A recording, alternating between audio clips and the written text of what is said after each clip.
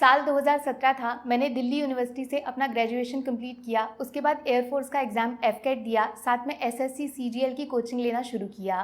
पढ़ाई चल रही थी, एग्जाम पास आ रहा था, एफकेट का रिजल्ट भी आया। 3.5 मार्क्स से मेरा सिलेक्शन नहीं हो पाया। लेकिन इस सब के बीच में एक चीज थी जो मैं नहीं छोड़ पा रही थी, हर फ्राइडे जाके थिएटर में नई फिल्म खुद से देखना। और ऐसे ही एक फ्राइडे मेरी जिंदगी में अंधाधुन आती है। एक दोस्त से उस फिल्म की एंडिंग डिस्कस कर रही थी, उसको मजा आया तो उसने बोला रिकॉर्ड करके इंटरनेट पे डाल देते हैं। रात में 10 बजे वो वीडियो डाला और 12 बजे तक उस पर 250 व्यूज आ गए थे, जो सुबह 2000 में बदल गए। बस यहाँ से फिल्मी इंडियन की शुरुआत हो गई। ये सब राम कहानी मैं आपको इसीलिए बता रही हूँ क्योंकि काफी लोग मुझसे पूछते हैं 7 साल हो गए लेकिन मैंने अपने चैनल पे कभी किसी चीज का ऐड क्यों नहीं किया।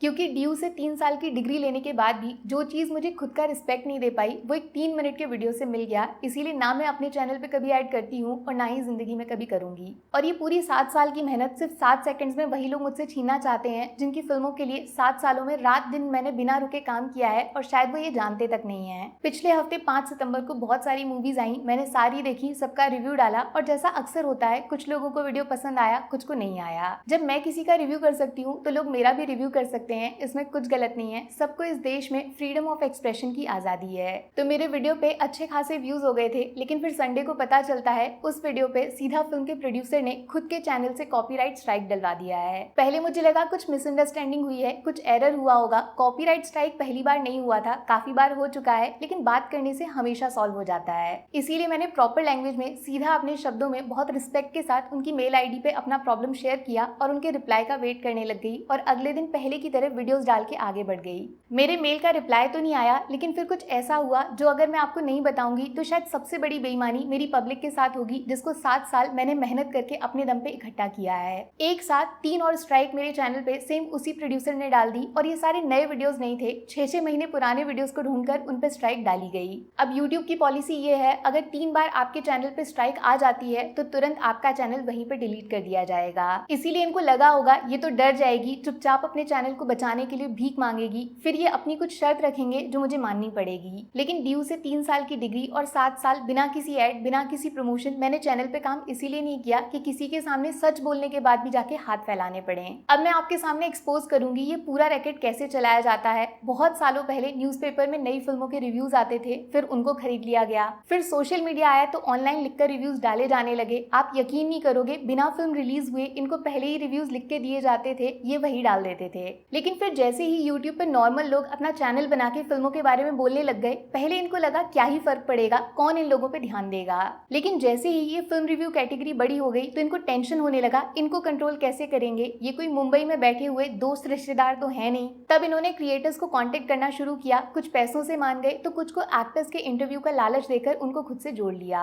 मेरे पास भी ऑफर आया था, मैं नाम नहीं लूंगी, शायद बॉलीवुड का सबसे बड़ा प्रोडक्शन हाउस है, दूसरा ओटीटी का एक बहुत बड़ा प्लेटफॉर्म है, लेकिन मैंने आज तक किसी को रिप्लाई नहीं किया, सिर्फ अपने काम से काम रखा। तो मेरे जैसे लोगों के लिए इन्होंने रास्ता ढूंढा है कॉपीराइट स्ट्राइक्स का। रीजन बताते हैं, मैंने वीडियो में इनकी फिल्म का फोटो यूज किया है। नाम में ही कॉपी और राइट है, किसी चीज को कॉपी करके खुद को उसका मालिक बताना, ये होता है कॉपीराइट। भैया तुम्हारी फिल्म तुमको मुबारक, ये कोई नहीं बोल रहा कि वो फिल्म मैंने बनाई है और ना ही तुम्हारी पूरी की पूरी फिल्म मैंने अपने चैनल पे डाल दी है। किसी चीज के बारे में कमेंट्री करने के लिए, उसके बारे में रिव्यूज देने के लिए उसका फोटो यूज किया गया तो वो फेयर यूज में आता है, उससे फिल्म का बॉक्स ऑफिस कलेक्शन मेरे अकाउंट में नहीं चला जाएगा।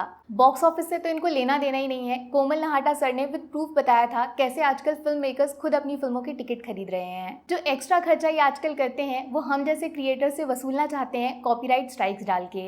सोचो अगर प्रेमानंद महाराज कॉपीराइट स्ट्राइक्स डालने पे आ जाएं तो इंडिया में 50% यूट्यूब और 50% इंस्टाग्राम चैनल्स अभी आज डिलीट हो जाएंगे। लेकिन उनके बारे में बात करना, राधा रानी, भगवान कृष्ण के बारे में बात करना, यही तो वो चाहते हैं। इसके लिए वो कोई कॉपीराइट स्ट्राइक नहीं देंगे, जितना उनके बारे में बात करोगे उनको अच्छा लगेगा।